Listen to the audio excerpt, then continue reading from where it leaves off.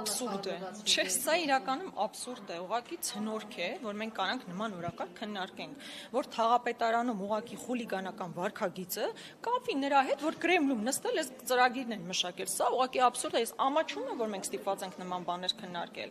Բայց կրկնում եմ, եւ իշխանությունները էլ 5-րդ շարասյունն է, Ռուսաստանի գործակալ եւ այլն, իրենք վաղը, դե հիմա Պարզա չէ, Էրդողանի գիրքը ամեն անգամ գրկելիս, թե հիշի թող իրանք որ երկրի շպիոններն են, բայց ամեն դեպքում այդ մարդը վաղը գնալու է Ռուսաստան։ Ես հիմա առաջարկ եմ անում, որ անպայմանորեն Պուտինի հետ իր բանակցությունների ընթացքում քննարկի այդ հարցը։ Ալեն Սիմոնյանն ասում է Ռուսաստանն այստեղ բազմաթիվ գումարներ է ուղարկում, որպեսզի այսպես հիբրիդային պատերազմ սկսվի իրենց դեմ։ Այսինքն Նիկոլ Փաշինյանը գնալու է հանդիպի մի երկրի ղեկավարին, որը իրականացնում է հիբրիդային պատերազմ Հայաստանի Հանրապետությունում։ Ես պնդում եմ, որ Նիկոլ Փաշինյանը այս օրակարգով Պուտինի հետ անպայման քննարկում ունենա։